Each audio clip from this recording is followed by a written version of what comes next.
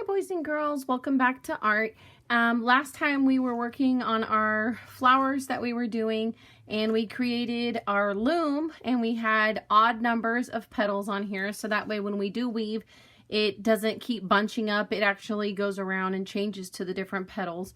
And we painted these using Kandinsky's style with his concentric circles, and so now we're going to actually weave. And so what I have here is I have one piece of yarn, but you're actually going to need about 3 pieces of yarn that are 3 feet long. And this is the nice thing is it doesn't really require too much. So you'll flip it over and you'll take your yarn and you'll slip it through so that it's hanging down on this side. And so what I'm going to do is I'm going to hold that in place. If you want to tape it, you can. I don't tape it until the end, but if you want to tape it now, you can. And so I hold it, and what I'm going to do is I'm going to go in front of, behind, in front of, behind, in front of, behind. So you're going forwards, backwards, forwards, backwards. It's a pattern. So like here, I'm going to go in front of this piece, which means I have to go behind this one. So I just go in front of, behind, which means this one right here is going to be in front of. So I bring that yarn and I go in front of, behind. And so every other one, I'm coming and I'm doing a pattern. And so you can see when I have it, I have in front of, behind, in front of, behind, in front of, behind. This is going to go in front of, and then again, see, and you can just kind of hold it and go behind, in front of. Now this one is in front of. But now remember, this is where we started at, and this is where I was saying that if we had an even number, this would just keep bunching up and not hitting these ones that we missed. So now, because I was in front of this one, I'm going to come behind it. So instead of being behind or in front of this one, now it's the opposite. And now you're going to see that we're going to get all the other ones that don't have any yarn. Now all those are going to have yarn. So now in front of, behind, in front of, behind. So you're going and weaving in and out between these pieces right here. So every one will now have a string in front of it. And see now, look, I'm back to where I started. This was the very first one that I started with. And you can see every single piece has a piece of yarn on it now because it switched when as I was weaving, since it was odd numbered. So now I'm going to continue that until, and you'll see now there's 2 strings here and only 1 here. And you can see 2, 1, 2. This one has 1, so I come in front of this one. And you should have that pattern when you're doing it: in front of, behind, in front of, behind. And look, I'm coming back around to my beginning one right here. And now the other ones are going to have 2 at the same time as the other ones. So now I'm going in and I'm adding in my weaving until I run out. And as I'm running out, what I'm going to do is I'm going to tuck it behind. And now I know that I need to start my next yarn at that same place this one finished. And again, you can either tuck them behind for now and leave them, or if you need to tape them, you can go ahead and do that as well. Like I said, I'm not taping mine right now, but you can tape yours down if you would like to. I'm actually going to choose another color, and I'm going to do some yarn on this one. And again, I just do about 3 feet.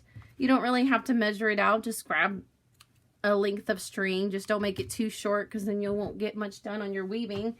And again, you're going to start right where you finished off. So you should see 2 little tails right where that other one finished. So I'm going to actually, so it came in this side, but I'm actually going to come back out that side. So look, I joined it with the other one, and I'm going to come in front of that one. So you can see, yes, I'm going to come in front of that one, and I'm going to weave some more coming, because this one should have gone behind. So actually it does come on this side. You're going to come in behind it, and you're going to come and continue the same pattern that you were doing with the same way you were going the last time. So don't change up which one you were going in front of and behind.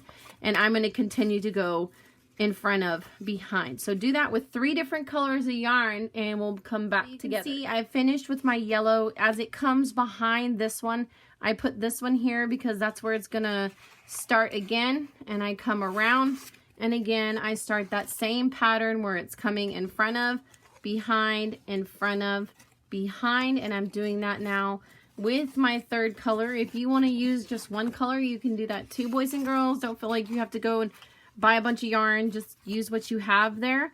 Or if you have string, you can use that. So use kind of materials that you have. Or I know I got my yarn at Walmart, so with the different colors, and I have some here at the school. So finish your weaving. Make sure you're going and following the pattern of in front of, behind, so that you get this nice weaving pattern going around and adding some more concentric circles. All right, boys and girls, so I have finished weaving and now I actually have these little pieces. They are weaved in, so you don't have to tape them. I like to tape them down so it kind of gets those strings where they're held in, and I just take some tape and I tape them down. If you can cut them down too, just make sure you're careful when you're cutting that you don't cut the pieces of yarn that are actually in the weaving, because then it'll fall apart. So we just want to tape those down. This is going to become the back of our artwork anyways. So then you've got this beautiful art piece. If you want to cut your petals and trim them and shape them, you can, or you can leave them like this.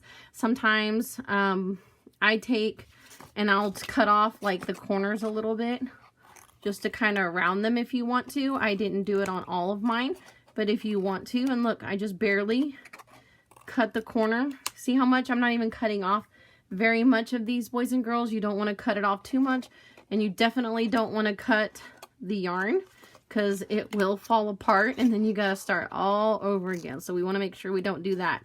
So I'm just cutting off, like I said, and I just kind of round the corners a little bit. You do not have to do this. If you want to, you can.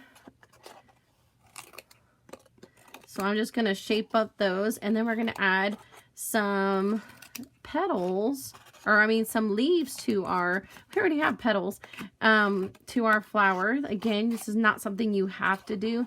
I like to do it to add a little bit of color. And then if you want to add it onto a sheet of construction paper, you can, or you can add a stem if you want. It's really what you have at home. So like I said, I'm cutting these corners off just to kind of round them up. You do not have to do this though, boys and girls. So I've got mine cut. I like the way that looks. I'm going to make sure that, like I said, they're just little pieces. Now we're going to add the leaves. And what I have right here is just a 9x12 sheet of blue, purple construction paper. You can do any color you want. I just take it and I fold it in half so that I don't have to do this twice.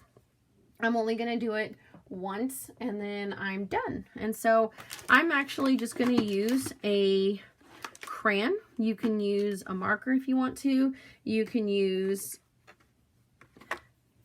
a Sharpie if you want to, but I'm just going to use a crayon. And what I do is I make a curved line like a rainbow, and then another curved line so that it meets and you have 2 points at the end.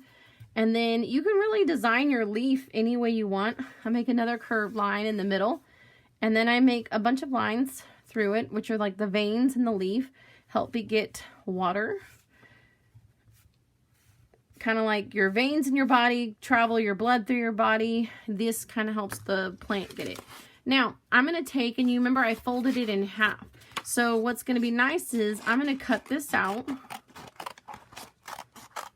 I'm going to try to leave that yellow line. I wanted to add color to mine, but it also adds some details and texture to my leaf. So I'm going to cut these out.